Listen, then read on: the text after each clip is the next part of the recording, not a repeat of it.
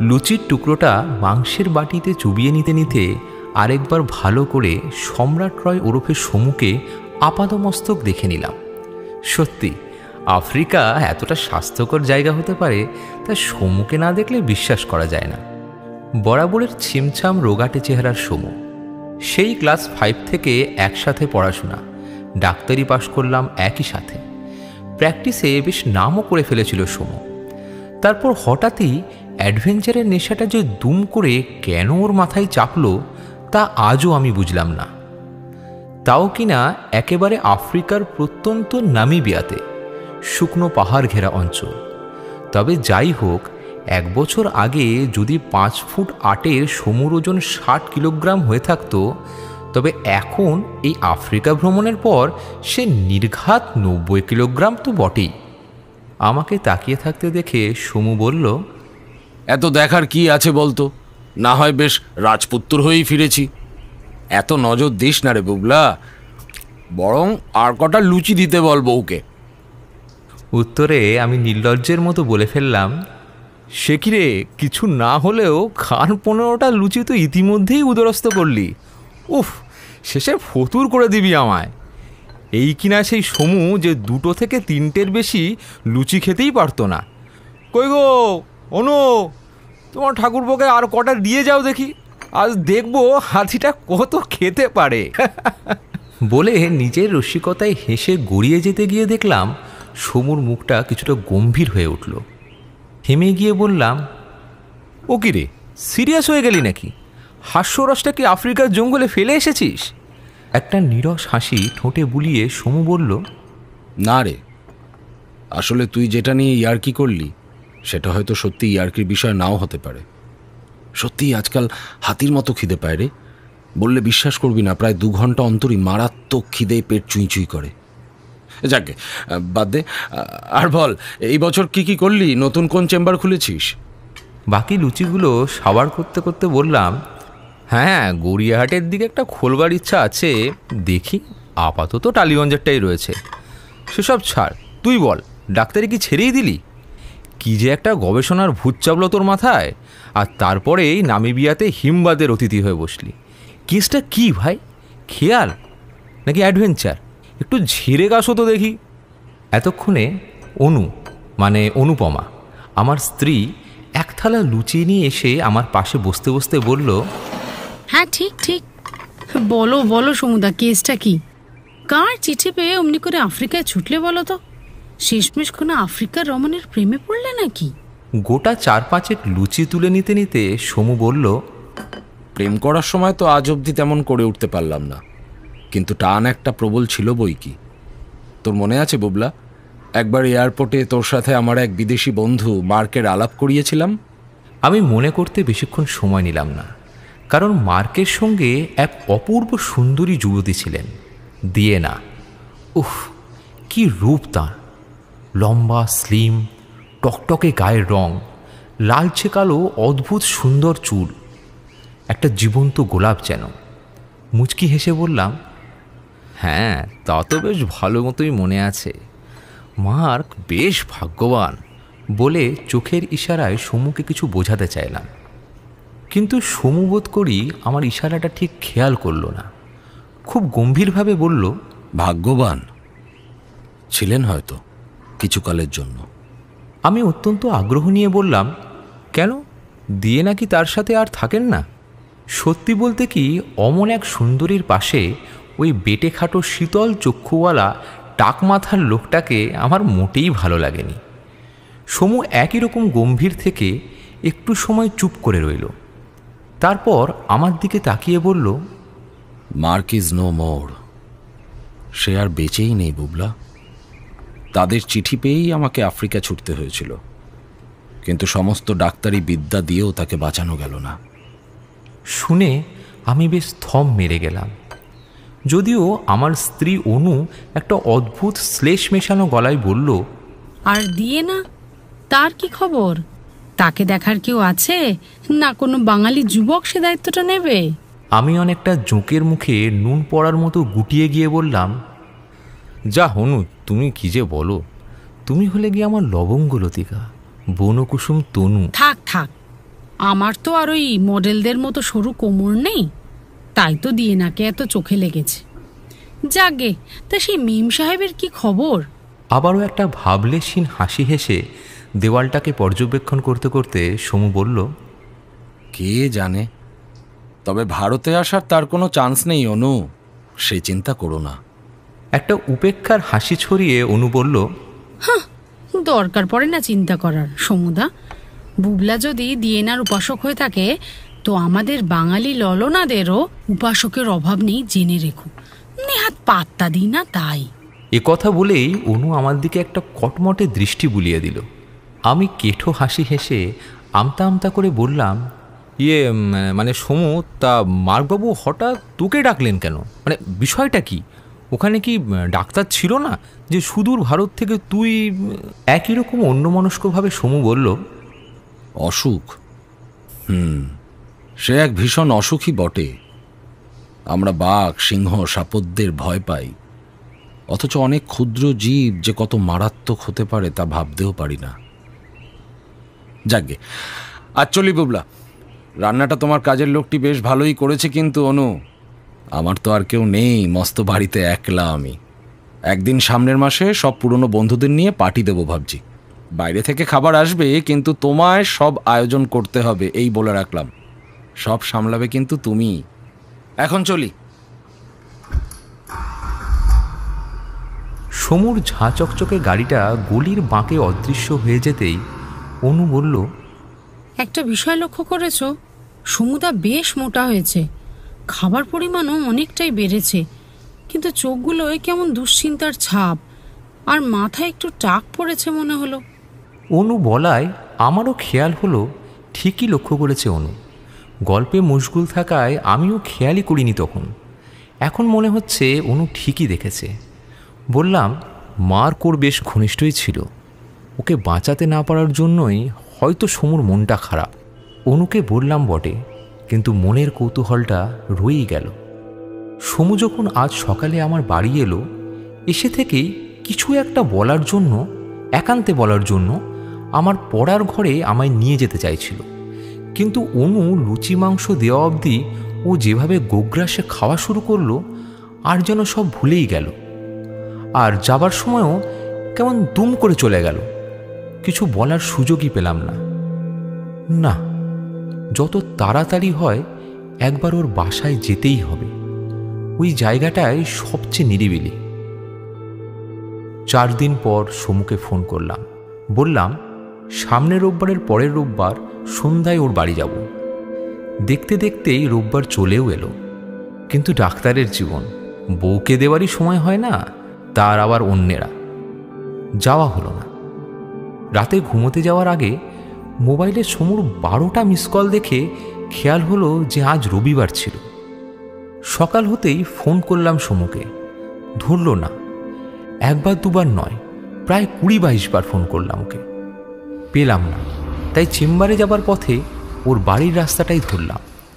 গেটের সামনে গাড়ি রেখে বেল বাজালাম, ভিতর থেকে কোনো সাড়া এলো না। 5-6 বার বেল বাজানোর পরও যখন সমু বের হলো না, মনে কেমন যেন আশঙ্কা হলো।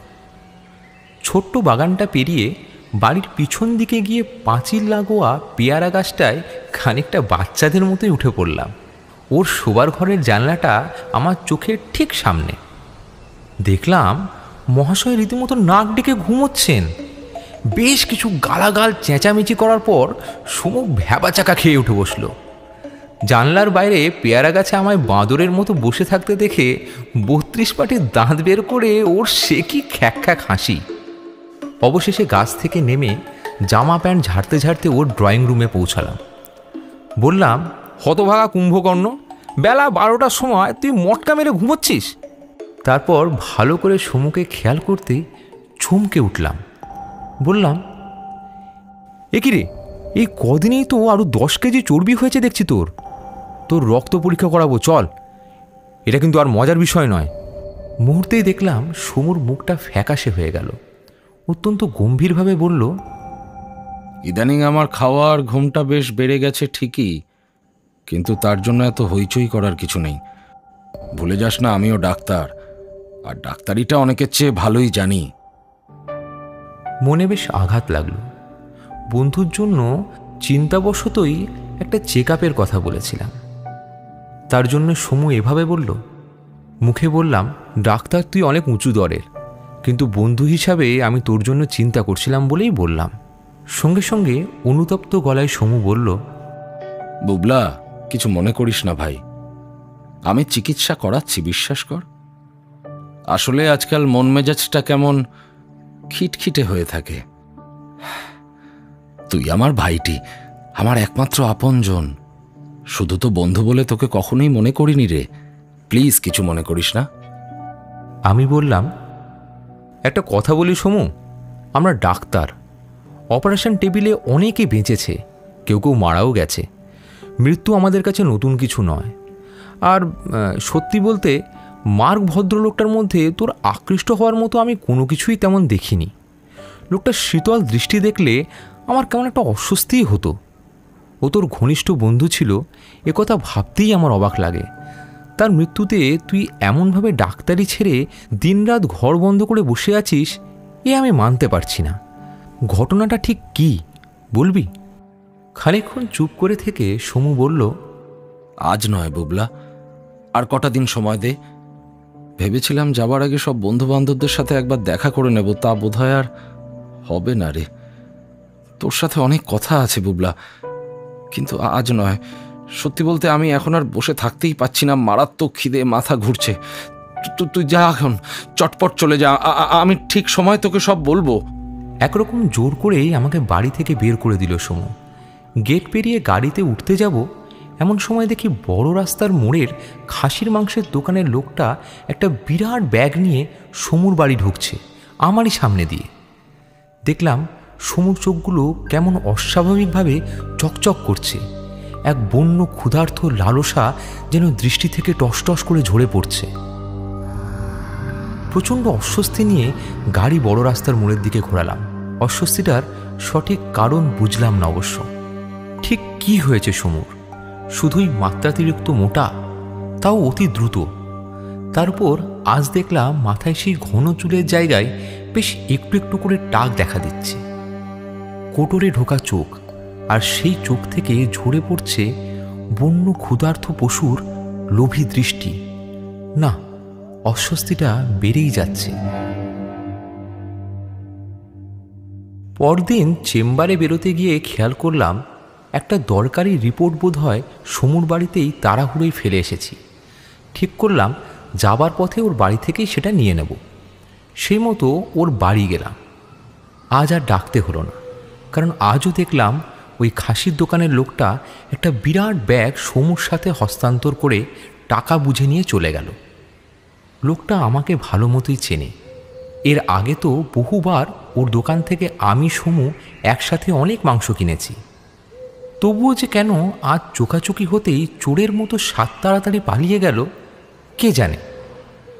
আমায় দেখে সমু বলল, জানি জানি, একটা রিপোর্ট ফেলে গিয়েছিস, নিয়ে যা, সোফার পাশেই রাখা আছে। রিপোর্টটা নিয়ে বেরোতে যেতে গিয়েই সমুকে বললাম, এত মাংস কার?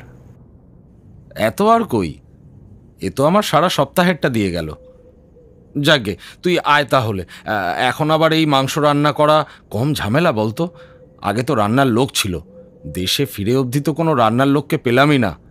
সত্যি বলতে কি, মাঝে মাঝে ভাবি এত রান্নার ঝামেলায় কাজ নেই, কাঁচাই খাওয়া যায়, কি বল?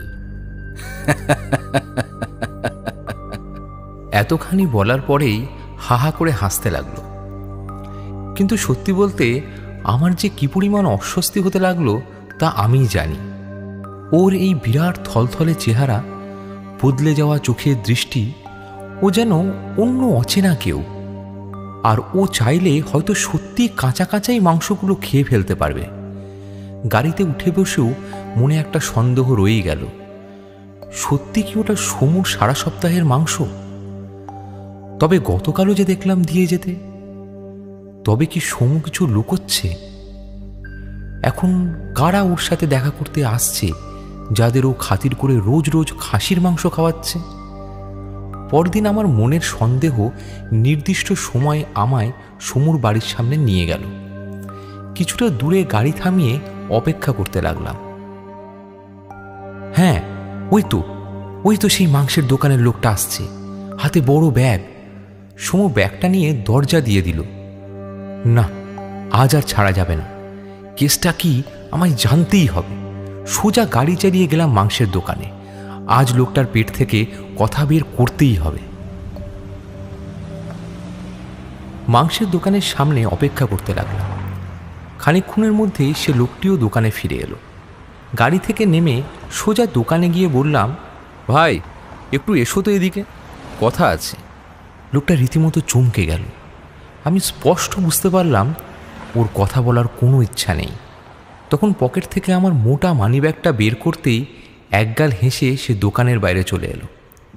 তার হাতে 1000 খানেক টাকা দিয়ে বললাম, একটাই কথা জানার আছে, যার বাড়িতে একটু আগে মাংস দিয়ে এলে রোজ রোজ এত মাংস কেন লাগে তা জানো? কারা আসে ওই বাড়িতে? রাস্তার মোড়েই তোমার দোকান, সবই তো মোটামুটি তোমার চোখে পড়ার কথা। রেগুলার কারা আসে এদিকে? কখন আসে? একবার এদিক ওদিক তাকিয়ে নিয়ে লোকটি বলল, আর কাউকে বলবেন না বাবু, এটা তো আমার ব্যবসা, বিক্রি হওয়া নিয়ে কথা। তবে সত্যি বলতে প্রায় 1 মাস ধরে রোজ রোজ এত মাংস দিতে আমারও যে খটকা লাগেনি তা নয়, কিন্তু উনি আমায় মোটা টাকা দিয়ে বলেছেন কাউকে যেন কিচ্ছু না বলি। লোকটা বলা শেষ করে চুপ করে রইল। বুঝলাম 1000 টাকায় এর বেশি জানা যাবে না। সুতরাং আরও 1000 দুয়েক হাতে গুঁজে দিতেই সে বলে গেল, ভাববেন না টাকার জন্য বলছি, আসলে এতদিনের চেনা মানুষ দিনের পর দিন মুটিয়ে যাচ্ছেন। সন্দেহ হতে লক্ষ্য রাখলাম কারা আসে ওনার কাছে। সত্যি বলতে দেশে ফেরার পর এই আপনি ছাড়া আর কাউকেই কখনো আসতে দেখিনি। তবে একদিন তা রাত 11টা হবে, আমার বাড়ি ফেরার পথটা ওনার বাড়ির গলি দিয়েই, শর্টকাট আর কি। তো ফিরছিলাম দোকান বন্ধ করে। ওনার বাড়ির সামনে দিয়ে যাওয়ার সময় বাসন কোসনের দুমদাম শব্দ কানে আসে। ভাবলাম একা একটা মানুষ, চোর ডাকাত এলো না তো। ওদিকটায় তো ফাঁকা মাঠ, আবার বাড়িঘর কম। তো পাঁচিলের বাইরে থেকেই ভয়ে ভয়ে উকি দিলাম। রান্নাঘরটা চোখে পড়ছিল। দেখলাম উনি পাগলের মতো বাসন কোসন ছড়াচ্ছেন, কিছু খুঁজছেন। ফ্রিজটার দরজাটা প্রায় খুলেই যেত ওনার তাণ্ডবে। তারপর শুনলাম উনি চিৎকার করছেন, ইস কোথাও খাবার নেই, 1 ফোঁটা খাবার নেই। অথচ বিশ্বাস করুন, সেদিনও অনেকখানি মাংস ওনাকে দিয়ে এসেছিলাম। তারপর দিন থেকে অবশ্য উনি আরও বেশি পরিমাণ মাংসের অর্ডার দেন। আরেকটা কথা, আগে তো তবু সপ্তাহে 1 দিন বাজারে যেতেন, আলু সবজি পেঁয়াজ টেয়াজ কিনতেন, কিন্তু আজকাল তো একদমই বাড়ির ভেতর থাকেন, বেরোতেই দেখি না। যাকে আপনাকে যে কথাগুলো বললাম তা ওনাকে বলবেন না দয়া করে। ভালোই কদিন মাংস বিক্রি হচ্ছে, দয়া করে ব্যাগটা দেবেন না, বোঝেন তো, এই করেই তো খাই। লোকটাকে আশ্বস্ত করে আমি গাড়িতে উঠলাম। সারাটা দিন চেম্বারে ছটপট করে কেটে গেল। সন্ধ্যের অ্যাপয়েন্টমেন্টগুলো বাতিল করে দিলাম। বিকেল গড়াতেই রওনা দিলাম সমুর বাড়ি। বাড়ির পিছনের দিকে একটা পাঁচিল ঘেরা জমি আছে, ওটারই উঁচু পাঁচিলের আড়ালে গাড়িটা পার্ক করলাম। আরও একটু এগিয়ে গেলে অবশ্যই সেখান থেকে সমুর রান্নাঘরটা স্পষ্টই দেখা যাবে। যারাই আসুক ওই খাসির মাংস নিতে সমুকে বা অন্য কাউকে রান্নাঘরে আসতেই হবে। আর তাতেও যদি সুবিধে না হয় তবে পেয়ারা গাছটা তো আছেই, না হয় সেদিনের মতো আজও একটু বাঁদর ঝোলা ঝুলব। 1 ঘন্টা বোধ হয় অনেকক্ষণ পেরিয়ে গেছিল। এভাবে অপেক্ষা করতে সত্যিই বিরক্ত লাগছে। রান্নাঘরের আলোটা তো এখনও জ্বলল না। যতদূর মনে হচ্ছে দোতলার কোনো একটা ঘরে আলো জ্বলছে, কিন্তু দুঃখের বিষয় যে স্পাইডারম্যান বা সুপারম্যানের মতো কোনো ক্ষমতাই আমার নেই যে কোনোভাবে সেই রুমের লাগোয়া কার্নিশে উঠব। এমন দিন আসবে জানলে না হয় জিমন্যাস্টিকটাই শিখে নিতাম। তবে খুব সম্ভবত আলোটা ওর ল্যাবরেটরি থেকে আসছে। দুম করে বিদেশ যাওয়ার আগে থেকেই কি যে দিনরাত ওই রুমটায় করতো কিছুই জানাতো না। সে রোগটা দেখছি এখনও আছে। না, আর দাঁড়িয়ে থাকতে পারছি না। মশার কামড়ে অস্থির হয়ে গেলাম। তাই শেষমেশ গাড়িটাকেই পাঁচিলের আড়াল থেকে বের করে সেখানে এনে রাখলাম যেখান থেকে রান্নাঘরটা বেশ দেখা যায়। হেডলাইট জ্বালাবার রিস্ক নিইনি অবশ্য। গাড়ির ভেতরে বসে থাকতে থাকতে বেশ একটু ঘুম ঘুম ভাব চলে এসেছিল, কিন্তু চোখে আলো আসার কারণে অথবা আমার ষষ্ঠ ইন্দ্রিয়ই হয়তো আমায় জাগিয়ে দিল। রান্নাঘরের আলোটা জ্বলেছে, সেখান থেকে আলো এসে আমার চোখে পড়ছে। গাড়ির হেডলাইট বন্ধ রেখেই খুব ধীরে ধীরে গাড়িটা নিয়ে এগোতে থাকলাম। হ্যাঁ, ওই তো সমু, ও তো দেখছি একাই আছে। দেখি কটা প্লেটে খাবার নেয়, তা থেকেও কিছু বোঝা যাবে। খুব ধীরে ধীরে যতটা কম শব্দ করে সম্ভব গাড়ির দরজাটা খুলে পা টিপে টিপে এগিয়ে গেলাম ওর রান্নাঘরের দিকে। ওর রান্নাঘর আর আমার মধ্যে এখন শুধু বাড়ির ঘেরা পাঁচিলটার ব্যবধান। একটু অন্ধকারের দিকে সরে গেলাম। হ্যাঁ, এইবার সমু বড় ডেকচিটা টেনে নিল। এবার দেখতে হবে কটা প্লেট নেয় খাবারটা বাড়তে। কিন্তু কই, ও তো কোনো প্লেট নিল না। ডেকচির ঢাকনাটা তুলল। এ কি, এই মাংস তো এখনো কাঁচা, মানে ও এখন এসব রান্না করবে? কিন্তু ওই কাঁচা মাংসর দিকে বন্য লোলুপ চোখে কেন তাকিয়ে আছে সমু। ও দুহাত দিয়ে একটা বিরাট বড় টুকরো তুলে ধরল। মাংসের টুকরোটাতে চাপ চাপ রক্ত মাখা, ধোয়া হয়নি। একটা অজানা আশঙ্কা আমার শরীরের সমস্ত অনুভূতিগুলোকে অস্থির করে তুলেছে। বুঝতে পারলাম আমার কাঁধ দিয়ে ঘাম গড়িয়ে যাচ্ছে। বুকের মধ্যে হৃৎপিণ্ডটা যে ঠিক কী পরিমাণে শব্দ করছে, মনে হচ্ছে যেন আমাকে পেরিয়ে সেই শব্দ সমুর কানেও চলে যেতে পারে। এ কি সমু কি করছে? প্রচণ্ড রকম বেশি অবাক না হয়ে গিয়ে থাকলে সেই মুহূর্তেই হয়তো আমার বমি হয়ে যেত। চোখের সামনে কি তখন সত্যিই সমু, নাকি এক বিরাট থলথলে কদর্য চেহারার বন্য দৃষ্টির পিশাচ? সে তার দুহাতে কাঁচা মাংসের তালটা ধরে দীর্ঘদিনের অভুক্ত সাপদের মতো হামলে পড়ে একটার পর একটা কামড় দিয়ে চলেছে। পিশাচটা দাঁতে, মুখে, নাকে আর দুই হাতে রক্ত লেগে যাচ্ছে। একটা মাংসের তাল শেষ করেই আবার ডেকচির মধ্যে থেকে আরেকটা তাল মাংস তুলে নিল। বোধ হয় মিনিট কুড়ির মধ্যে সমস্ত মাংস সে শেষ করল। আমি যে ঠিক কিভাবে সেখানে দাঁড়িয়ে দাঁড়িয়ে ওই দৃশ্য দেখলাম তা আমি নিজেও জানি না। কিন্তু যখন ওই পিশাচটা নিজের দুহাতে লেগে থাকা রক্ত পরম মমতার সঙ্গে জিভ দিয়ে চেটে খেতে লাগলো, আর সহ্য করতে পারলাম না। হে ঈশ্বর, আমার মুখ থেকে বেরিয়ে গেল। আর তখনই এক দারুণ বিষাক্ত দৃষ্টি দিয়ে সমু জানলার বাইরেটা দেখার চেষ্টা করলো। দেখতে পাওয়ার কথা নয়, কারণ আমি অন্ধকারে আর ও আলোয়। তবুও মনে হলো সোজা আমার চোখেই চোখ পড়ল ওর। আমার সমস্ত শরীরে ঠান্ডা স্রোত বয়ে গেল। প্রায় ঊর্ধ্বশ্বাসে দৌড়তে দৌড়তে হোঁচট খেতে খেতে গাড়িতে গিয়ে বসেই যত দ্রুত সম্ভব বাড়ির রাস্তা ধরলাম। কিভাবে রাস্তা চিনে বাড়ি ফিরলাম তা নিজেও জানি না। বাড়ি ঢুকে বিছানায় শরীরটা এলিয়ে দিয়ে ঘুমিয়ে পড়েছিলাম নাকি জ্ঞান হারিয়ে ফিরেছিলাম বলতে পারবো না। তবে একটা সময় খুব পরিচিত একটা মেয়েলি কণ্ঠের ডাকে জেগে উঠলাম।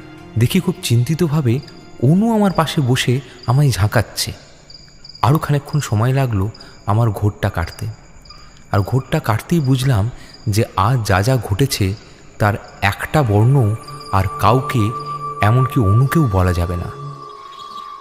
আর কাউকে বললে সমুর পক্ষে বিপজ্জনক হতে পারে, আর অনুকে বললে ও বেচারি ভয় পেয়ে যাবে। তাই অনুর সমস্ত প্রশ্নের একটাই উত্তর দিয়ে গেলাম, আমার মাইগ্রেনের ব্যথাটা বড্ড বেড়েছে, তাই এমন অসুস্থ লাগছে। দিন দুয়েক কাজে বেরোবো না, বুঝলে। সে রাতে কোনো খাবার গলা দিয়ে নামলো না। পরদিন সকালে শুধু ফলের রসটুকু খেলাম। জানি না আবার স্বাভাবিক খাওয়া দাওয়া করতে আমার কতটা সময় লাগবে, কারণ খেতে গেলেই আমার সমুর ওই পিশাচ রূপটা চোখের সামনে ভেসে উঠছে। একটা আতঙ্কের মধ্যে সময় কেটে যাচ্ছে, কিন্তু তাতে আমার কৌতূহলের মাত্রাটা কমেছে বলে মনে হচ্ছে না।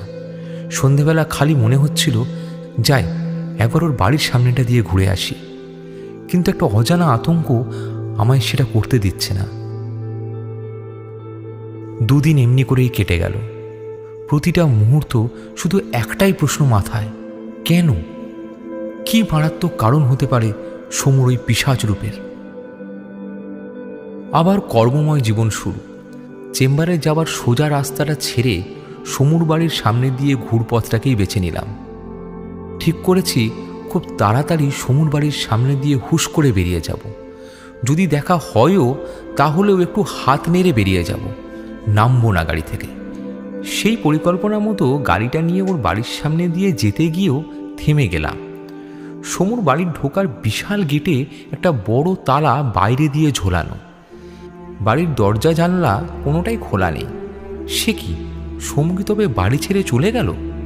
ভীষণ রকম শঙ্কিত হয়ে ফোন করলাম সমুর নাম্বারে। Switched off. সারাদিন ফোন করে ওই এক রেকর্ড শুনে যেতে হলো। আমার ছোটবেলার বন্ধু, আমার নিজের ভাইয়ের মতো সেই সমু, কি হলো তার?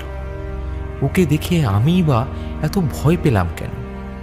কতটা কষ্টে থাকলে, কতটা বিপদে থাকলে তবে না সমু এমন পিশাচের মতো ব্যবহার করছিল?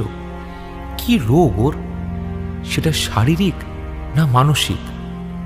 যাই হোক না কেন, সমুকে আমি সাহায্য করবই। প্রায় 1 মাস হয়ে গেল সমুর কোনো খোঁজ নেই। প্রত্যেক দিন যাওয়ার সময় আবার ফেরার সময় দুবেলা ওর বাড়ির সামনে দিয়ে যাতায়াত করছি। একবারও ওর ফিরে আসার কোনো চিহ্ন পাইনি। অবশেষে একটা চরম সিদ্ধান্ত নিলাম। বেলা গড়িয়ে অন্ধকার নেমে আসতেই চলে গেলাম সমুর বাড়ি। বাইরের গেট থেকে আরম্ভ করে ওর ঘরের ভেতরে পৌঁছতে যতগুলো বন্ধ তালা আমার রাস্তা আটকাচ্ছিল, অ্যাসিড দিয়ে গলিয়ে দিতে একটুও সময় নিলাম না। কিন্তু এ কি, বড় দরজার তালাটা গলালেও দরজাটা ঠেলে খুলতে পারছি না কেন? মনে হচ্ছে যেন দরজাটা ভিতর থেকে দেওয়া। এ কি করে সম্ভব?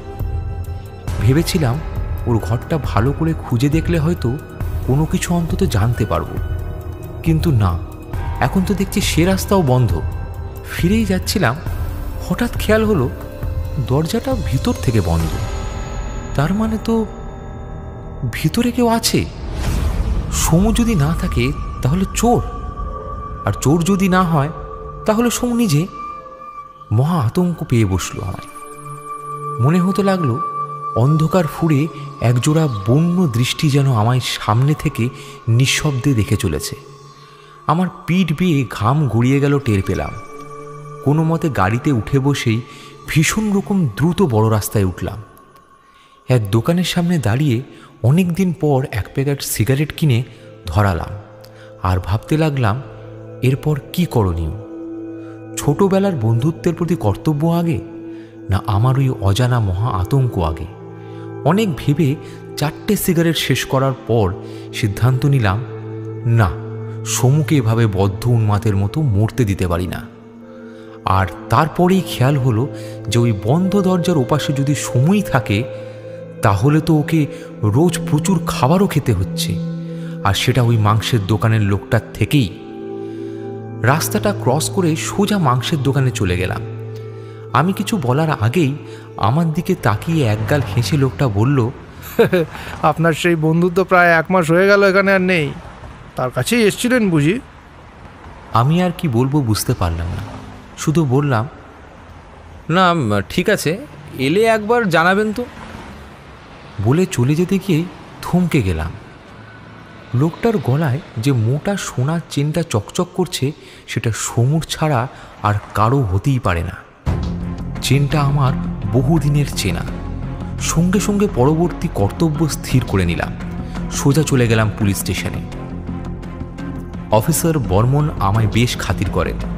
ওনার একটি কঠিন অপারেশন আমি করেছিলাম। আমি যেতেই সব কাজ ফেলে আমায় নিয়ে বসলেন। সত্যি মিথ্যা মিশিয়ে আমি ইন্সপেক্টর বর্মনকে যা বললাম তা হলো এই যে আমার বন্ধু সম্রাট রয় নিখোঁজ হওয়ার 2 দিন আগেই আমারই সামনের বড় রাস্তার খাসির মাংসের দোকানের লোকটার সাথে সম্রাটের ঝামেলা হয় এবং লোকটা সম্রাটকে দেখে নেব বলে হুমকিও দেয়। আজ সন্ধ্যায় সম্রাটের বাড়ির সামনে দিয়ে যেতে গিয়ে দেখি যে বাড়ির গেটে তালা গলানো। সন্দেহ হওয়ায় মাংসের দোকানে এসে দেখি যে সম্রাটের গলার সোনার চেনটা লোকটার গলায়। আমার স্থির বিশ্বাস ওই লোকটাকে চেপে ধরলে আমার বন্ধুর খোঁজ পাব। এইরকম গল্পটা সাজিয়ে বলে ইন্সপেক্টরের দিকে তাকিয়ে রইলাম। যা ভেবেছিলাম তাই হলো। আধ ঘন্টার মধ্যেই মাংসের দোকানের লোকটাকে দোকান থেকে তুলে লকআপে ভরে ফেলে ইন্সপেক্টর বর্মন জোর জিজ্ঞাসাবাদ চালাতে শুরু করলেন। বলতে দ্বিধা নেই, মিথ্যা গল্প দিয়ে লোকটাকে ফাঁসানোর জন্য আমার মোটেই অনুতাপ হলো না, কারণ আমি নিশ্চিত লোকটাকে ধরে চাপ দিলেই অনেক কিছু জানা যাবে। প্রায় আধ ঘন্টা জিজ্ঞাসাবাদ এবং 5-6টা ডান্ডার বাড়ি খাবার পর যে তথ্য লোকটা জানালো তা হলো এই যে গত 1 মাস সমু আদৌ কোথাও যায়নি। সে দরজা জানলা বন্ধ করে ঘরেই থাকত। বাইরে থেকে গেটে গোটা 3-4 তালা ঝোলানোর দায়িত্বটা সমুই লোকটাকে দেয় এবং প্রতি রাতে 10টা নাগাদ চুপি চুপি একটা বস্তায় দড়ি বেঁধে সে বস্তাটা বাড়ির পিছনের দোতলার জানলা দিয়ে ঝুলিয়ে দেয় সমু। আর এই লোকটা সেই বস্তায় পুড়ে দেয় প্রচুর কাঁচা মাংস। তারপর বস্তাটা দড়ি ধরে টেনে নেওয়া হয়। এই 1 মাস একবারের জন্য সমুর মুখ দেখেনি সে। এই লোকটা এই কাজের বিনিময়ে পেয়েছে দামি ঘড়ি, চেন ইত্যাদি। একইভাবে দড়ি দিয়ে ঝুলিয়ে চেনটাও সেইভাবেই পাওয়া। ঘড়ির দিকে তাকালাম, রাত 9টা। সঙ্গে সঙ্গে ঠিক করে নিলাম এরপর কি করতে হবে।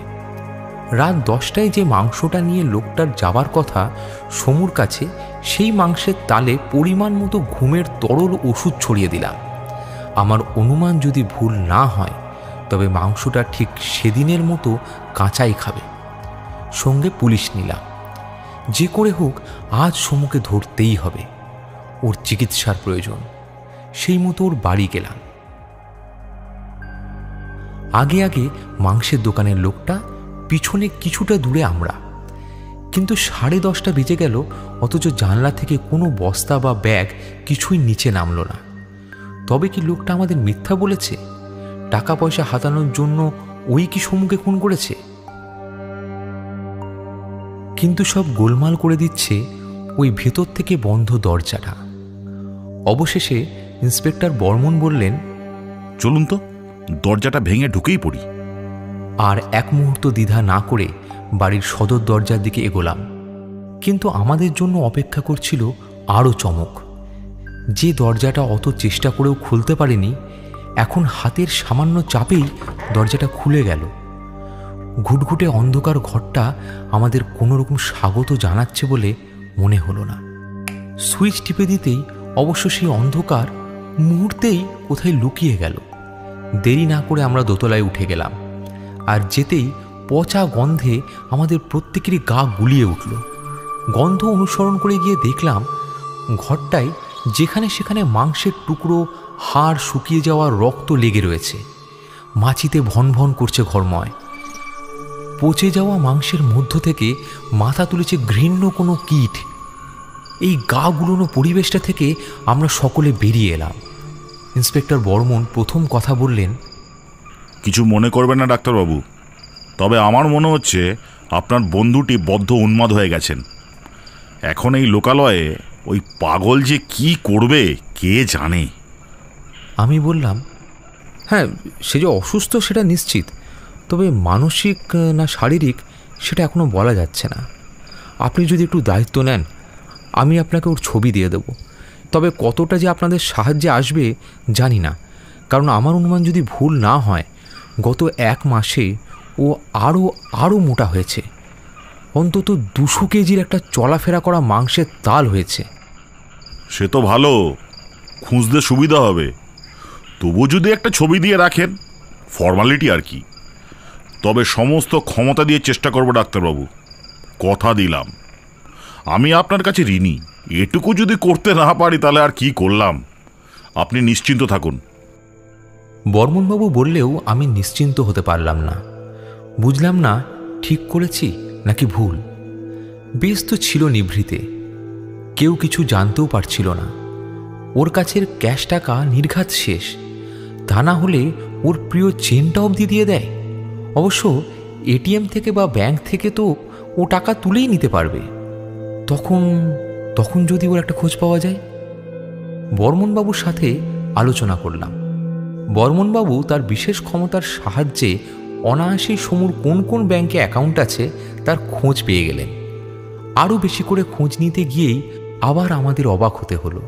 কোনো ব্যাংকেই সমুর কোনো অ্যাকাউন্টেই বিশেষ টাকা নেই। কোথাও 1000, কোথাও বা সব থেকে বেশি 3000। আরও চমকে গেলাম যখন জানতে পারলাম বিদেশে যাওয়ার আগে সমু ওর বাড়িটা ব্যাংকের কাছে বন্ধক দিয়ে লোন নিয়েছিল, আর ব্যাংকের দেওয়ার সময়সীমা প্রায় শেষ। অর্থাৎ দেউলিয়া সমু তার বিরাট থলথলে কদাকার চেহারা আর বিষাক্ত লালসা মাখা বন্য দৃষ্টি নিয়ে কলকাতার পথে ঘুরে বেড়াচ্ছে। বর্মনবাবু আরও কড়াভাবে খোঁজ চালালেন, কিন্তু 1.5 মাস কেটে গেছে, সমুর কোনো অস্তিত্বই পাওয়া গেল না। ওই বিরাট বপু নিয়ে ও লুকিয়ে আছে কি করে? ভাবছিলাম ব্যাংক থেকে সমু যে টাকাটা লোন নিয়েছে সেটা আমি দিয়ে দিতে পারি কিনা, কিন্তু সম্ভবত সমুর সই ছাড়া ও বাড়ি আবার সমুর হবে না।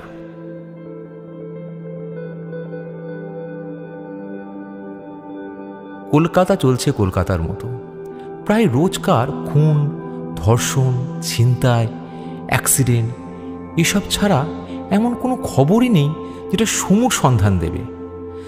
যেমন মাংসের দোকান থেকে মাংস ছিনতাই, এমন একটা খবরের হেডিং খুব করে চাইছি, কিন্তু পাচ্ছি না।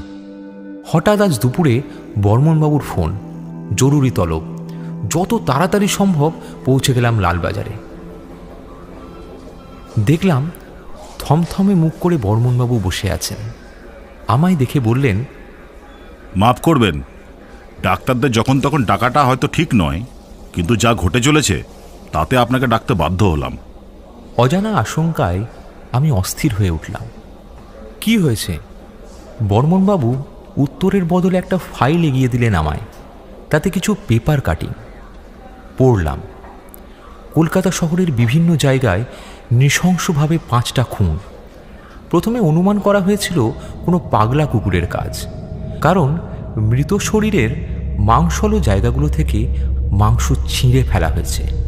জায়গায় জায়গায় মাংসহীন কঙ্কাল বেরোনো লাশগুলোর ফরেন্সিক রিপোর্ট বলছে যে কোনো জন্তুর দাঁত না, বরং ধারালো অস্ত্র দিয়েই মাংস কাটা হয়েছে, আর প্রতিটা খুনই শ্বাসরোধ করে হয়েছে। প্রত্যেকটা মানুষই মহিলা এবং ফুটপাথেই তাদের জীবনযাপন, অর্থাৎ সহজ শিকার। খবর পড়ে বেশ খানিকক্ষণ কোনো কথা বলতে পারলাম না। এত দূর গড়িয়েছে তাহলে বিষয়টা, কে খুনি তা বুঝতে বিশেষ অসুবিধা হলো না। বর্মনবাবু বললেন, এমন পাগলকে তো দেখলেই গুলি করার কথা, তবে আপনার জন্য ওকে জ্যান্তই ধরব, আমাদের স্পেশাল সেলে রাখব। কলকাতা ছেড়েও পালাতে পারবে না, সব জায়গায় কড়া সিকিউরিটি দিয়ে রেখেছি। একটা ভীষণ রকম দুঃখে ভারী হয়ে যাওয়া শরীরটা নিয়ে কোনো মতে বাড়ি ফিরলাম। সমস্ত ঘটনা এখন অনুও জানে। প্রচণ্ড দুশ্চিন্তার মধ্যে দিন কাটতে লাগলো। প্রায় 2 সপ্তাহ কোনো খুনের খবর নেই। তারপর হঠাৎই এক সন্ধ্যায় বাড়ি ফিরে কফি খেতে খেতে নিউজ শুনছি। একটা খবর আমার হাত পা ঠান্ডা করে দিল। পার্ক স্ট্রিটে এক বস্তিতে জনৈক ব্যক্তির ঘর থেকে ক্রমাগত পচা গন্ধ আসায় বস্তিবাসীরা ঘরে ঢুকে দেখে 3-3টে পচা লাশ, আর যে ব্যক্তি সেখানে থাকতো সে মেঝেতে অজ্ঞান অবস্থায় পড়ে আছে। পুলিশ সংজ্ঞাহীন ব্যক্তিকে পুলিশি হেফাজতে নিয়েছে। এখন অবধি এর বেশি কিছু খবর জানা যায়নি। সঙ্গে সঙ্গে ফোন করলাম বর্মনবাবুকে। উনি বললেন, হ্যাঁ, ব্যস্ততার মধ্যে আপনাকে আর খবর দেওয়া হয়নি, যত তাড়াতাড়ি পারেন চলে আসুন। স্পেশাল সেলে রাখার ব্যবস্থা হয়েছে, এখনো জ্ঞান ফেরেনি। ইনি আপনার বন্ধু কিনা আপনি একবার দেখুন। ওকে অবশ্য আমাদের ডাক্তারই এখন দেখছেন।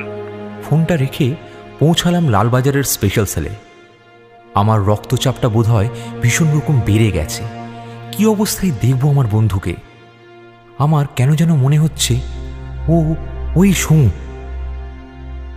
ইন্সপেক্টর বর্মনের সঙ্গে ঢুকলাম উদ্দিষ্ট সেলে। যা দেখলাম তাতে আমি বেশ চমকে গেলাম। ভেবেছিলাম বিশাল বপুর এক পিশাচ পড়ে থাকবে আমার সামনে, কিন্তু তার জায়গায় পাংশু চেহারার জীর্ণ একটা দেহ। কপালের দুপাশের শিরাগুলো ভয়ানকভাবে ফুলে রয়েছে। মাথায় একটা চুল অবশিষ্ট নেই। চোখের তলাটা বেশ গাঢ় কালো হয়ে আছে। খুব কষ্ট করে চিনতে হলো সমুকে। হ্যাঁ, এই সেই সম্রাট রয়, আমার প্রিয় সমু। সহ্য করতে পারলাম না এই দৃশ্য। সেল থেকে বেরিয়ে সোজা বাড়ি। অনেকদিন পর বাচ্চাদের মতো ফুপিয়ে কেঁদে উঠলাম, সমু তোর এ কি হলো? সারাটা রাত ঘুমোতে পারলাম না। হয়তো ভোরের দিকে চোখ লেগে গেছিল। বেলা 10টা নাগাদ বর্মনবাবুকে ফোন করলাম। ওপার থেকে বর্মনবাবুর গলা ভেসে এলো। নমস্কার ডাক্তারবাবু, ভালোই করেছেন ফোনটা করে। আপনার বন্ধু তো কাল রাতে জ্ঞান ফেরার পর থেকেই একেবারে তাণ্ডব শুরু করেছিলেন। 4 জন গার্ডকে দিয়ে ধরে বেঁধে আমাদের পুলিশের ডাক্তারবাবু একটা ঘুমের ইঞ্জেকশন দিতে তবে সব শান্ত হলো। এক কনস্টেবল মারাত্মক আহত, হসপিটালাইজড। আমি বললাম, দেখুন আজ বিকেলে আমি যাব, কিন্তু তার আগে যখন ওর ঘুম ভাঙবে দয়া করে বেশ কিছু খাবার, দরকার হলে যদি একটু মাংস দিতে পারেন ওকে তাহলে খুব ভালো হয়। টাকাটা আমিই দিয়ে দেবো, তবে আমার মনে হয় খাবার খাওয়াটা ওর খুবই দরকার। দেখুন, উনি একজন পাগল ক্রিমিনাল, তবু আপনি বলছেন বলেই এতটা করছি। আপনি আসুন বিকেলে, কিন্তু বেশি দিন ওকে এভাবে রাখা যাবে না, কোর্টে চালান করতেই হবে। এসব পাগল পুষে মরি আর কি। আমার কনস্টেবলকে তো কামড়ে পুরো কবজির মাংসই তুলে নিল। ফোনটা ছাড়ার পর অন্তত গোটা 10 সিগারেট খেয়ে ফেললাম শুধুমাত্র টেনশানে। একটা অপারেশন ছিল, তারপর সেটা অন্য এক ডাক্তারকে হ্যান্ডওভার করে দিলাম নিজের অসুস্থতার কথা বলে। অবশেষে বিকেল 5টা নাগাদ সমুকে দেখার উদ্দেশ্যে বেরোলাম। বর্মনবাবু যেন আমার জন্যই অপেক্ষা করছিলেন। যেতেই বললেন, আসুন আসুন, আপনাকে নিয়ে যাই, তবে সেলের ভিতরে আপনাকে ঢুকতে দিতে পারবো না, বুঝলেন? যা ভয়ানক পাগল, আমাকেই তো তেড়ে কামড়াতে আসছিল। সমুকে খেতে দেওয়া হয়েছে কিনা তা জানতে চাইলাম। তার উত্তরে বর্মনবাবু বললেন, আর খাওয়া তা দিতে হলো বই কি, তবে এইসব দৃশ্য সহ্য করা মানুষের পক্ষে সম্ভব নয়, বুঝলেন তো? অবশ্য কোনো কোনো দেশে, যেমন জাপানে টাপানে, এরকম কাঁচা কাঁচা অনেক কিছু মানুষ খায় নাকি শুনেছি। তাই বলে এইরকম? আমি বললাম, অনেক করছেন, অসংখ্য ধন্যবাদ। দেখি আমি যাই ওর কাছে, তবে মনে হয় না আমার কোনো ক্ষতি করবে ও। আর তাছাড়া সেলের বাইরে থেকেই তো কথা বলবো। একটা অদ্ভুত ঘোরের মধ্যে দিয়ে সমুর সেলটার দিকে এগোতে লাগলাম, আর পৌঁছেও গেলাম সেলের দরজায়। ঘরটার এক কোণে দলা পাকানো একটা দেহ। সমু বলে ডাকতে গিয়ে একটা উৎকট গন্ধ নাকে এলো, একটা ভীষণ রকম পচা দুর্গন্ধ। রুমাল দিয়ে নাক চাপা দিয়ে ভালো করে সেলটাই তাকিয়ে দেখি 4-5 জায়গায় বমি করা, ভয়ানক কালচে রঙের। গাটা আমার দারুণভাবে গুলিয়ে উঠল। এই অবস্থা সমুর, সাথে চোখে জলও এসে গেল। অসুখটা যাই হোক, সমু যে আর বাঁচবে না তাতে কোনো সন্দেহ নেই। মারাত্মক দুঃখে আতঙ্কে একরকম হতভম্ব হয়ে গেছি। এমন সময় আমার হাতে একটা ঠান্ডা ছোঁয়া পেয়ে চমকে ফিরে তাকালাম। কখন যেন সমু চুপিসারে গারদের কাছে এসে গিয়েছে। সরু সরু কিন্তু লোহার মতো শক্ত আঙ্গুল দিয়ে আমার হাতটা ধরে ফেলেছে। একটা অদ্ভুত দৃষ্টি নিয়ে আমার দিকে তাকিয়ে আছে সমু। সত্যি কথা বলতে কি, ওর ওই ছোঁয়ায় আদৌ আমার এতটুকু ভালো লাগা বা করুণা কিছুই জন্মালো না, বরং একটা আতঙ্কে যেন শিউরে উঠলাম। খানিকক্ষণ কথা বলতে পারলাম না। স্তব্ধতা ভেঙে বললাম, সমু। উত্তর পেলাম, বুবলা, এসেছিস? এখনো মাথাটা পুরোপুরি খারাপ হয়নি বল? তোকে চিনতে পেরে গেলাম তো। এই কথা বলে সমু খ্যাক খ্যাক করে একটা পৈশাচিক হাসিতে সেলটাকে ভরিয়ে ফেলল। তারপর আমার চোখে চোখ রেখে বলল, মাঝে মাঝে ভাবি আর খাবো না, কিংবা বেশ খানিকটা আগুন জেলে তার ভেতরে ঢুকে যাই, তবেই তো সব মিটে যায়। কিন্তু বিশ্বাস কর বুবলা, যখন খিদেটা পায়, উফ, সে যে কি ভীষণ খাবার ইচ্ছা, বাঁচার ইচ্ছা, তা বলে বোঝাতে পারবো না। হ্যাঁ রে, ওরা আমায় খেতে দেবে তো? বিশ্বাস কর, ভীষণ কষ্ট হয় রে। আমি বুঝতে পারলাম না আমি কি বলবো। কোনো মতে বললাম, একবার শুধু বল, এ কি অসুখ, একবার বল, আমি কথা দিচ্ছি আমি তোকে সুস্থ করে তুলবই।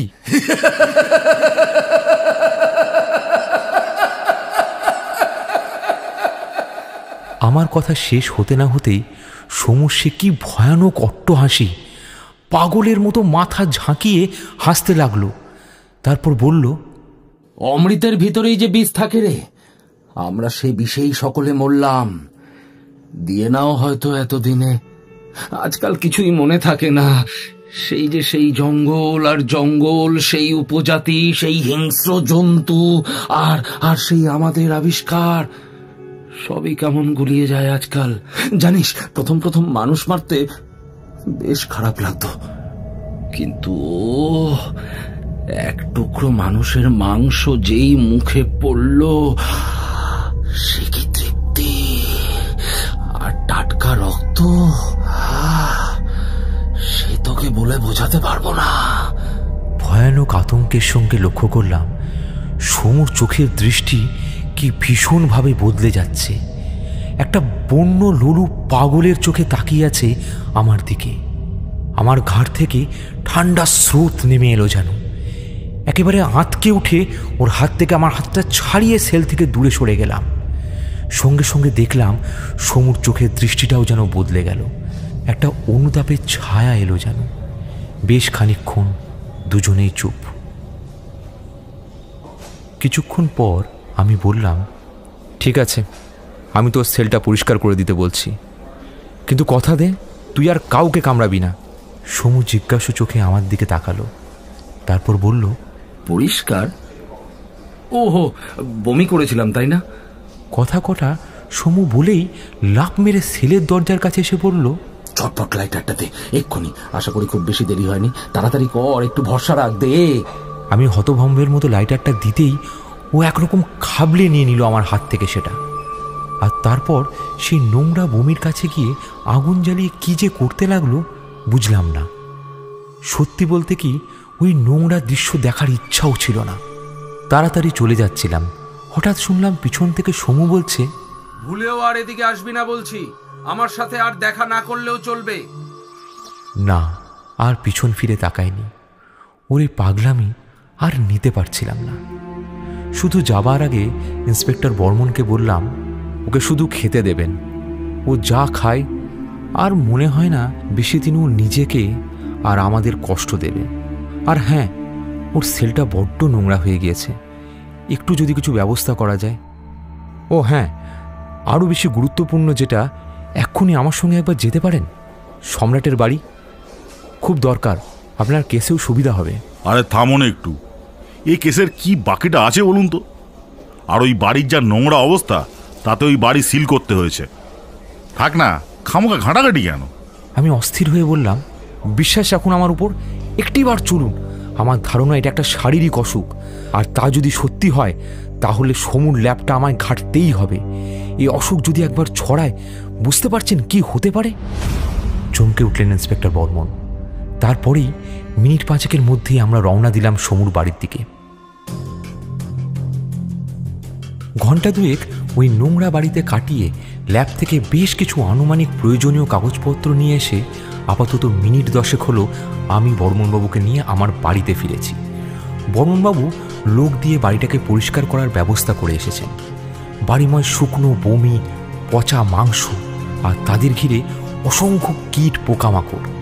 বাড়িটা একটা ডাস্টবিনে পরিণত হয়েছে। পরিষ্কার না করলে পুরো এলাকাটা দূষিত করে ফেলবে।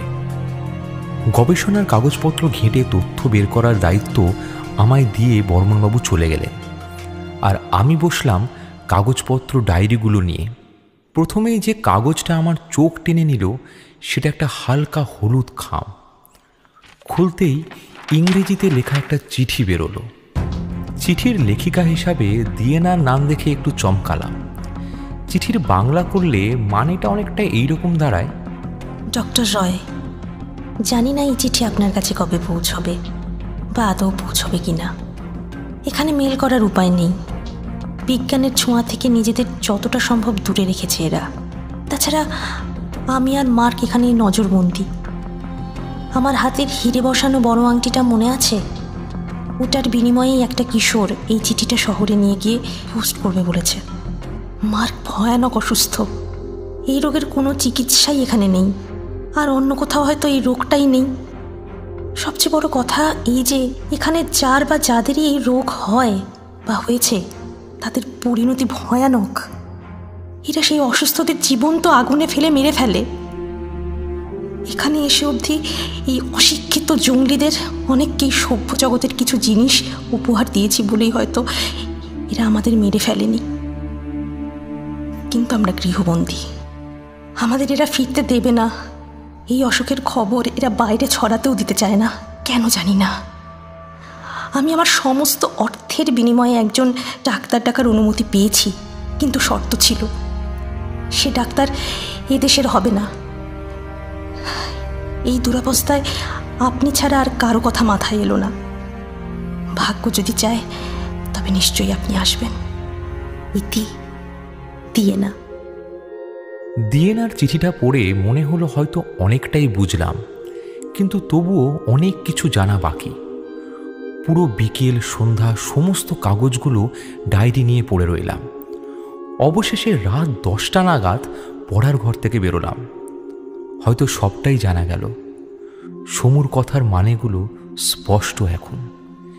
কি নিয়ে ও গবেষণা করছিল আর অমৃতের মধ্যে বিষটাই বা কি, সবই এখন বোঝা যাচ্ছে। বোঝা না গেলেই হয়তো ভালো ছিল। নামিবিয়ার উত্তর পশ্চিম দিকে কায়োকো অঞ্চল, হিম্বা উপজাতির বাস। এরা এখনও প্রায় উলঙ্গই থাকে বলতে গেলে। সিংহ বা হরিণের ছাল দিয়ে সামান্য পোশাক বানায়। আধুনিক বিজ্ঞানের ছোঁয়াটুকু মনে হয় তারা এখনো পায়নি। কোনো একটা সূত্র ধরে মার্ক সেখানে পৌঁছান এক বিশেষ শ্রেণীর জলজ উদ্ভিদের টানে। সেখানের উপজাতিরা এই উদ্ভিদের নাম দিয়েছে মিচিন সেম্বো। এটার পাতা শুকিয়ে গুঁড়ো করে কিংবা রস করে এরা খেয়ে থাকে। সম্ভবত এটা একটা মারাত্মক ধরনের নেশার ড্রাগ, এবং মার্ক আর সমুর ধারণা অনুযায়ী ওখানে উপজাতিদের মজবুত নিরোগ শরীরের কারণ পাতা খাওয়া। সমুর দেওয়া তথ্য থেকে জানা যাচ্ছে যে ওখানের উপজাতিদের মধ্যে 165 বছরের এক মজবুত শরীরের বৃদ্ধ রয়েছেন, এবং 120 থেকে 125 বছর হচ্ছে গড় আয়ু ওখানের লোকেদের। মার্কের ইচ্ছা ছিল ওই জলজ উদ্ভিদ থেকে ওষুধ তৈরি করে তার পেটের নিয়ে নেওয়া, তাই যথাসম্ভব গোপন রেখেছিল সেই বিষয়টা। সহকর্মী দিয়েনা ছাড়া কাউকেই সে বিশেষ কিছু জানায়নি। কাজ ভালোই এগোচ্ছিল। উপজাতিদের চোখ ফাঁকি দিয়ে সে তার গবেষণা অনেক দূর এগিয়ে নিয়ে যায়। কিন্তু একটা সময় মার্কের সন্দেহ হয় পাতার থেকেও গাছের শিকড়ের গুণ অনেক বেশি। এবার মার্ক পাতা ছেড়ে শিকড় নিয়ে গবেষণা চালায়। মার্ক বুঝতে পেরেছিল যে উপজাতিরা কিছুতেই এই গাছ হাতছাড়া করবে না। কোনো অজানা কারণে আর কোথাও এই গাছটার সন্ধান পাওয়া যায়নি। এই উপজাতিদের কাছে এটা নেশার খোরাক। না বুঝে হলেও এরা এই পাতা নিয়মিত খাবেই। কিন্তু মার্ক একটা জিনিস লক্ষ্য করেছে, কোনো তৃণভোজী প্রাণী এই পাতা খায় না। গাছের শিকড় নিয়ে শেষ অবধি মার্ক খুব তাড়াতাড়ি পরীক্ষা আরম্ভ করল। গবেষণায় বেশ কিছু অজানা কেমিক্যালের সন্ধান পাওয়া গেল। প্রসঙ্গত উল্লেখ্য, গবেষণার প্রয়োজনে মাঝে মার্ক ইউরোপে তার নিজের দেশে গিয়েছিল, এবং এই সময় থেকেই সমুকেও মার্ক এই রিসার্চটার সাথে জড়িয়ে নেয়। কিন্তু ফেরার পরেই যত গোলমাল শুরু। কোনোভাবে উপজাতির লোকেরা মার্ককে সন্দেহ করতে শুরু করে এবং একরকম নজরবন্দি করে রাখতে শুরু করে। ফলে নতুন আবিষ্কার করা শিকড় থেকে উৎপন্ন ওষুধটা নিয়ে ঠিকঠাক সিদ্ধান্তে আসতে মার্কের সমস্যা হতে থাকে। এর আগে উপজাতিদের হাতে মারাত্মক আহত মৃতপ্রায় এক বাঘকে সে ওই ওষুধটা 2 চামচ খাওয়াতে পেরেছিল। ফলস্বরূপ 2 দিনের মধ্যে সেই বাঘ সম্পূর্ণ সুস্থ হয়ে যায়, এবং কোনো এক অজ্ঞাত কারণে 3য় দিন রাতে বাঘটা মারা যায়। এই পরীক্ষায় মার্ক উত্তেজিত ছিল, কিন্তু দেশ থেকে ঘুরে আসার পর থেকেই মার্ককে কেউ কোনোভাবে সাহায্য করছে না। অবশেষে মার্ক চরম সিদ্ধান্ত নিল। সুযোগটাও এসে গেল হঠাৎই। মারাত্মক বিষধর সাপের কামড়ে মার্ক তখন ছটফট করছে। দিয়েনা কি করবে ভেবে না পেয়ে স্তম্ভিতের মতো বসে পড়েছে। এমন সময় মার্ক ওই ওষুধের 8 চামচ খেতে চাইল। দিয়ে না সেই শিকড় বাটার রস 8 চামচ খাইয়ে দিল মার্ককে। মার্ক অজ্ঞান হয়ে পড়ল। প্রায় 3 ঘন্টা পর দিয়েনাকে অবাক করে দিয়ে মার্ক চোখ মেলল। বাঘটাকে 2 চামচ ওষুধ খাওয়ানো আর বাঘটার অস্বাভাবিক মৃত্যুর কথা মার্কের খেয়াল ছিল, তাই নিজের বেলায় 8 চামচ খেয়েছিল। পরের দিনও অবশ্য মার্ক বিছানা ছেড়ে ওঠার ক্ষমতা ফিরে পায়নি। যে পায়ে সাপ কামড়েছিল সে পাটা সম্পূর্ণ অবশ, শরীর মারাত্মক দুর্বল। সে আরও 8 চামচ শিকড়ের রস খেল এবং তার পরের দিনও এইভাবে পরপর 3 দিন ওই রস খেয়ে 4র্থ দিনের দিন উঠে দাঁড়ালো। অনুভব করল সে শুধু সুস্থ তাই নয়, বরং যেন আগের থেকে অনেক বেশি শক্তিশালী। ঠিক দুপুর হতে হতেই একরকম অভ্যাস মতোই আবার 8 চামচ রস মার্ক খেয়েছিল এবং বুঝতে পেরেছিল সে ভীষণ রকম স্বাস্থ্যবান আর শক্তিমান বোধ করছে। যত দিন যেতে থাকে 45-এর মার্ক যেন নতুন করে যৌবন লাভ করতে থাকে। শুধু সমস্যা এটাই হলো যে তার খিদের পরিমাণ অতিরিক্ত মাত্রায় বেড়ে গিয়েছে। খাচ্ছেও যেমন, মোটাও হয়ে যাচ্ছে খুব তাড়াতাড়ি। তখন একদিন মার্কের সন্দেহ হলো যে মোটা হয়ে যাওয়া আর ওই মারাত্মক খিদে আদৌ স্বাভাবিক নয়। তাই সে শিকড়ের রস খাওয়া বন্ধ করে দিল, কিন্তু ততদিনে বোধহয় অনেক দেরি হয়ে গিয়েছে। প্রতিদিন দুপুরে ওই রস না পেলে তার অবস্থা খারাপ হয়ে যেত। নেশা তাকে এমনই পেয়ে বসলো যে দিয়েনাকে কঠিন সিদ্ধান্ত নিতে হলো। মার্ককে বেঁধে রাখা হলো। প্রচুর পরিমাণে খাবার খেয়ে খেয়ে মার্ক ক্রমে বিরাট বেঢপ মোটা হয়ে গিয়েছিল 1 মাসেই। এদিকে উপজাতিদের মধ্যে থেকে খবর এলো যে ওই রোগ এখানে নতুন নয় এবং এর পরিণতি অতি ভয়ানক মৃত্যু। উপজাতিদের মতে মারাত্মক পাপী যারা হয় তাদের মধ্যে স্বয়ং শয়তান নেমে আসে, তখন তাদের এমন হয়। তখন সেই পাপীদের জীবন্ত পুড়িয়ে আত্মাকে শুদ্ধ করতে হয়, না হলে শয়তান অন্যদের শরীরেও বাসা বাঁধে। এই রকম পরিস্থিতিতেই দিয়েনা সম্রাটকে চিঠি লিখেছিল। ব্যাস, এই এতটুকুই জানতে পারলাম। আর কিছু কেমিক্যাল ফর্মুলা, কিন্তু তা দিয়েও নিশ্চিত কোনো সমাধানে আসা গিয়েছে বলে মনে হয় না। 2টো জিনিস বোঝা গেল। 1, রোগের উৎস কোথায়, আর 2, এখনও অবধি এই রোগের কোনো ওষুধ নেই। চুপ করে মাথা নিচু করে বসে থাকতে থাকতে হঠাৎ বিদ্যুৎ চমকের মতো একটা কথা মনে পড়ে গেল। সমুর ডায়েরিতে লেখা ছিল যে উপজাতিদের ধারণা অনুযায়ী শয়তান অন্যদের শরীরেও বাসা বাঁধে। তার মানে কি ওই মারাত্মক রোগটা ছোঁয়াচে? কিন্তু যদি শিকড়ের রস খেলেই অসুখ হয় তবে ছোঁয়াচে তো হবার কথা নয়। তাহলে খুব চিন্তিতভাবে বর্মনবাবুকে ফোন করলাম। রিং হতে হতে কেটে গেল। পরপর 4 বার ফোন করেও যখন ফোনে পেলাম না, তখন আমার কপালের দুশ্চিন্তার ভাঁজগুলো সংখ্যায় আরও বাড়ল। অনুর বারণ না শুনেই রাত্রিবেলাতেই গাড়ি নিয়ে থানায় রওনা দিলাম। যত দ্রুত সম্ভব গাড়ি চালিয়ে বড় রাস্তা দিয়ে যাচ্ছি। থানায় পৌঁছতে তখনও মিনিট 5 বাকি। এমন সময় দেখি উল্টো দিক থেকে প্রচণ্ড বেসামালভাবে পুলিশের গাড়িটা আমার দিকেই এগিয়ে আসছে। একটুর জন্য ধাক্কা না লাগিয়ে পুলিশের জিপটা আমার গাড়ির পাশ দিয়ে বেরিয়ে গেল। মুহূর্তের জন্য দেখলেও আমার বুঝতে অসুবিধা হলো না যে গাড়ির চালক আর কেউ নয়, স্বয়ং সম্রাট রয়। গাড়িটা ঘুরিয়ে জিপটাকে ধাওয়া করতে যাব, এমন সময় আরও 2টো পুলিশের জিপ প্রায় আমার ঘাড়ে এসে পড়ল। গাড়ি থেকে নেমে দাঁড়াতেই একটা জিপের দরজা খুলে দিয়ে বর্মনবাবু উঁকি মেরে বললেন, আরে দেখছেন কি, উঠে আসুন জিপে। আপনার বন্ধু কি করেছে শুনুন। একবার ধরি বেটাকে, তারপর মজা বোঝাবো। চলে আসুন, চটপট আসুন, আসুন তাড়াতাড়ি আসুন। সময় নষ্ট না করে উঠে পড়লাম বর্মনবাবুর জিপে।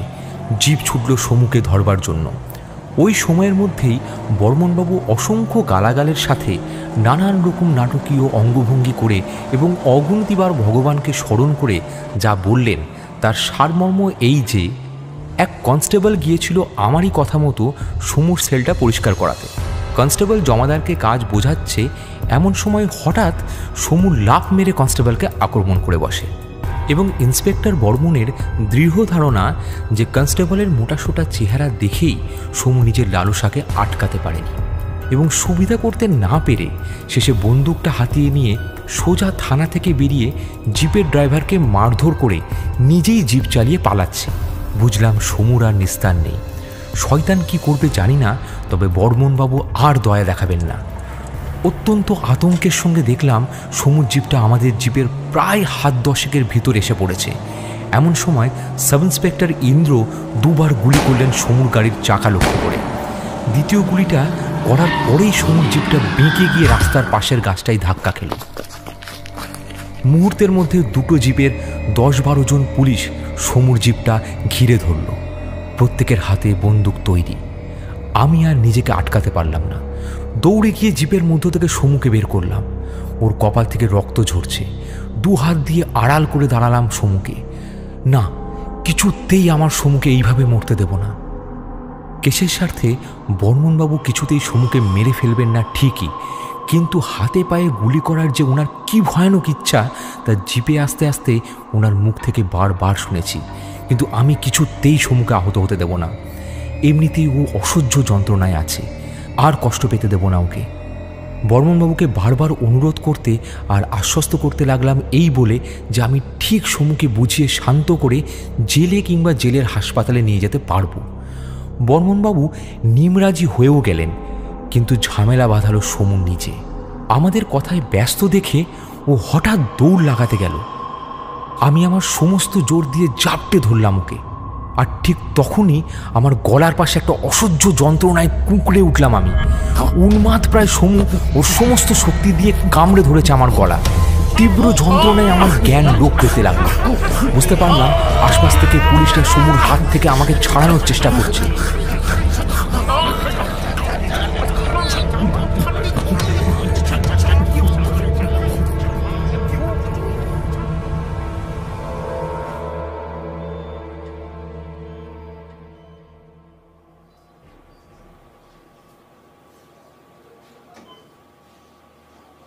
দুদিন পর নার্সিংহোমের বেডে আমি চোখ মেললাম। শুনলাম আমার গলার 3টে শিরা মারাত্মকভাবে ছিঁড়ে গিয়েছিল, আর খুব সম্ভবত সমুর দাঁতের কামড় থেকেই মারাত্মক রকম ইনফেকশন ছড়িয়ে পড়ে সারা শরীরে। তবে এখন আর কোনো চিন্তা নেই। কিন্তু চিন্তা আমার ভালোই ছিল। সমুর কোনো খবরই পেলাম না। অনুকে যতই জিজ্ঞাসা করি ও এড়িয়ে যায়। অবশেষে আরও 24 ঘন্টা অবজারভেশনে রাখার পর ডাক্তার আমাকে বাড়ি ফেরার অনুমতি দিলেন। তাছাড়া আমি নিজেই ডাক্তার, কাজেই অসুবিধা হওয়ার কারণ নেই। বাড়ি ফিরলাম। পরের দিন সন্ধে হতে না হতেই বর্মনবাবু হাজির। বললেন, আমি না এলে আপনি যে থানায় ছুটতেন তা জানি। শুনুন, যা ঘটে ভালোর জন্যই ঘটে। আপনার বন্ধু নিজেও কষ্ট পাচ্ছিলেন, আশেপাশের লোকজনকে কষ্ট দিচ্ছিলেন, সেটা তিনি নিজেও বুঝতে পারলেন। তাই শেষ অবধি প্রচণ্ড উত্তেজনাকে চাপা দিয়ে একটা ভয় পাওয়া শান্ত স্বরে বললাম, শেষ অবধি কী বর্মনবাবু? বর্মনবাবু একটু ইতস্তত করে বললেন, দেখুন, আপনাকে কামড়ানোর পরে তো আমরা তাকে ধরে বেঁধে হাসপাতালে নিয়ে গেলাম। তবে সত্যি বলতে কি, কেন জানি না, আপনাকে কামড়ানোর পর থেকেই উনি একদমই শান্ত হয়ে যান। নিজে নিজে জিপে উঠে বসলেন, রাস্তায় কোনো ঝামেলা করেননি। এমনকি হাসপাতালে ঘুমের ইঞ্জেকশন নিতেও কোনো রকম বাগড়া দেননি। আর তার পরের দিন, মানে যেদিন আপনার জ্ঞান ফিরল, সেদিন তো ওনাকে কোর্টে তোলার দিন ছিল। তো উনি শুধু একবার আমাকে জিজ্ঞেস করলেন আপনার অবস্থার কথা। তারপর দিব্যি ধীরে সুস্থেই জিপে উঠতে যাচ্ছিলেন। আমরাও তেমন খেয়াল করিনি, কারণ গত 2 দিন উনি অত্যন্ত বাধ্য ছেলে ছিলেন। কি করে বুঝবো বলুন যে হঠাৎ করে জিপের পেট্রোলের পাইপটা টেনে ছিঁড়ে নিজের গায়ে তেল ঢালবেন? কি ভয়ঙ্কর ব্যাপার বলুন তো। কিছুতেই বাঁচানো গেল না। একেই বলে পাগলের খেয়াল। কিন্তু লাইটারটা যে কোত্থেকে জোগাড় করেছিল কিছুতেই বুঝতে পারছি না। সে না পাগল। মনে পড়ে গেল সেদিন জেলে লাইটারটা আমিই ওকে দিয়েছিলাম। ও চেয়েছিল, আর ফেরত নেওয়া হয়নি। চুপ করে বসে রইলাম। সমু আর নেই, কথাটা বিশ্বাস করবার চেষ্টা করছি। এমন সময় বর্মনবাবু আবার বললেন, মানে আমাকে একটা চিঠি দিয়ে গেছেন সম্রাটবাবু। চিঠিটা আপনাকে দিতে বলে গেছেন। এই রইল, আমি আসি তবে। আমাকে একবার ওই কনস্টেবলের বাড়িতে যেতে হবে, ও তো অসুস্থ। আসি, ভালো থাকবেন। টেবিলের উপর একটা খাম রেখে বর্মনবাবু চলে গেলেন। খানিকক্ষণ থম মেরে বসে থাকার পর কাঁপা কাঁপা হাতে চিঠিটা নিলাম। প্রিয় বুবলা, তোর রক্ত আমার মুখে, এটাও হবার ছিল? হায় ঈশ্বর, বিশ্বাস কর আমি ওটা চাইনি। কি যে হলো আমি বুঝতে পারিনি। তোর খুব লেগেছে না রে? আমারও খুব লেগেছে। বুকের মধ্যে ভীষণ কষ্ট রে। শেষে কিনা তোর রক্ত মাংস দিয়ে আমার শরীরে বাস করা পিশাচটা খিদে মেটাতে চাইল। এই খিদে এমনই যে মাংস ছাড়া মেটে না। শোন বুবলা, খুব সংক্ষেপে তোকে তোর প্রশ্নগুলোর উত্তর দিই। মার্ক নামিবিয়াতে এক অতি প্রাচীন এবং দুর্লভ জলজ গাছড়ার সন্ধান পায়। মারাত্মক শক্তিশালী গুণসম্পন্ন এই গাছড়ার পাতা দিয়ে ওখানের উপজাতিরা নেশা করে। কিন্তু যদি কেউ ওই গাছড়ার শিকড়ের রস খায় তবে ঠিক আমার মতো কঠিন শয়তানি অসুখে আক্রান্ত হয় এবং শেষে মৃত্যু ঘটে। আর এ রোগ যাদের হয় ওখানে নিয়ম তাদের জীবন্ত পুড়িয়ে মারা। আর হয়তো সেটাই উচিত। মার্ককে আমার আর দিয়েনার সামনে ওরা জ্বালিয়ে দেয়।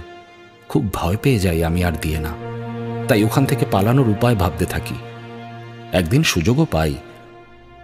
মার্কের তৈরি একটা ভীষণ রকম দাহ্য কেমিক্যাল দেখে আমার মাথায় একটা বুদ্ধি আসে। এই শয়তান গাছড়াটাকেই যদি শেষ করে দিই। যে বিরাট জলাভূমিটায় এই গাছড়ার চাষ, সেইখানে পুরো কেমিক্যালটা ছড়িয়ে দিই গাছড়াগুলোয়, আর আগুন জ্বালিয়ে দিই। মুহূর্তের মধ্যে আগুন ছড়াতে থাকে। স্থানীয় লোকগুলো ছুটে আসে, তাদের নেশার জিনিসকে বাঁচাতে সবাই ব্যস্ত হয়ে পড়ে। আর সেই ফাঁকে আমি আর দিয়েনা আমাদের ট্রাকটা নিয়ে পালাতে থাকি। তারপর আমি ভারতবর্ষে, আর দিয়েনা ইউরোপে। কিন্তু তখন কি বুঝেছিলাম যে শয়তানের থাবা থেকে আমরা আদৌ পালাতে পারিনি? সেই ভয়ঙ্কর গাছের শিকড়ের রস আমি খাইনি, তবু কেন এ রোগ হলো আমার? শেষের দিকে মার খুব রোগা হয়ে গিয়েছিল আর সমানে বমি করত। আর তাতে থাকতো ঠিক যেন নরক থেকে উঠে আসা ঘৃণ্য পোকা। আমার বমিতেও থাকে। বুবলা, তুই তো জানিস যে জিয়ার্ডিয়া নামক পরজীবী জন্মায় আমাদের পেটে অনেক সময়। এই শিকড়ের রস নিয়মিত খেলে পেটে এক অদ্ভুত ধরনের পোকা জন্মায়। কিন্তু পার্থক্য আছে। জিয়ার্ডিয়া বা কৃমির মতো পরজীবীরা শরীরের বাইরে বাঁচতে পারে না, কিন্তু এই শিকড়ের রস খেলে যে পোকা জন্মায় তা শুধু যে শরীরে জন্মায় তাই নয়, বাইরেও এরা বংশবিস্তার করে, আর মারাত্মক গতিতে বংশবিস্তার করে। আর তাই এত খিদে পায়। আর যখন সমস্ত লার্ভা থেকে কীট জন্ম নেয়, তখন আস্তে আস্তে লক্ষ লক্ষ কীট মিলে মানুষটার শরীরটাকে খেতে থাকে ভেতর থেকে। কিছু কিছু প্রাণী যেমন বাচ্চা দেওয়ার আগে প্রচুর খাদ্য সংগ্রহ করে রাখে, ঠিক তেমনই আমার শরীরটা বা মার্কের শরীরটা ঠিক সেই কারণেই ফ্যাট জমাচ্ছিল। আর তারপর কয়েকটা পোকা যখন লক্ষ লক্ষ লার্ভার জন্ম দেয়, লার্ভা থেকে যখন কীট প্রকাশ পায়, তখন তারা বিভৎস খিদে নিয়ে আমাদের শরীরে ঝাঁপিয়ে পড়ে, ভেতর থেকে শুষে নেয় সমস্ত ফ্যাট। তাই আমার এই দশা। হ্যাঁ, দরকারি কথাটা বলে রাখি।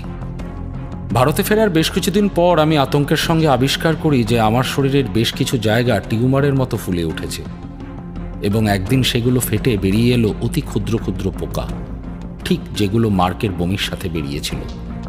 হ্যাঁ বুবলা, এই নোংরা কীটগুলো মানুষের শরীরের বাইরেও বেঁচে থাকে এবং কোনো না কোনোভাবে শরীরে ঢুকে বাসা বাঁধে। এক ধরনের মাছির কথা আমরা জানি, যারা মানুষের শরীরে ঢুকে বাসা বেঁধে বংশবৃদ্ধি করে। এই বিভৎস শয়তানের দুধ পোকাগুলোর এই গুণটাও আছে। তাই সেদিন তোর থেকে লাইটার নিয়ে বমি ঘেটে পোকাগুলো মারছিলাম, আর এই কারণেই উপজাতিরা পুড়িয়েই মেরে ফেলে রোগীদের। দিয়েনারও বোধহয় এই অসুখই হয়েছে। খবর পাই না রে আর।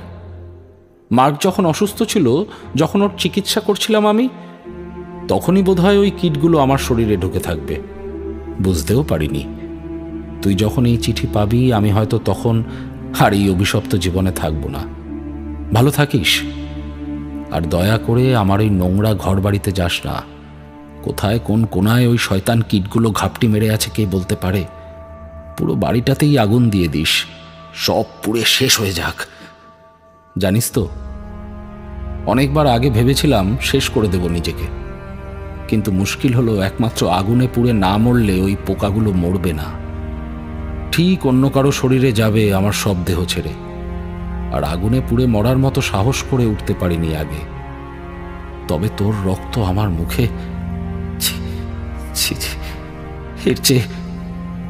এর চেয়ে আগুনই ভালো। ইতি, তোর সমু। হাত থেকে চিঠিটা খসে পড়ল। মনে পড়ল আমি আর বর্মনবাবু বারবার সমুর বাড়ি ঢুকেছি। আর তার সাথেই মনে পড়ল সেদিন সকালেই অনু বলছিল, কি ব্যাপার বলো তো, আজকাল ঘন্টায় ঘন্টায় তোমার খিদে পাচ্ছে, বেশ মুটিয়েছ কিন্তু।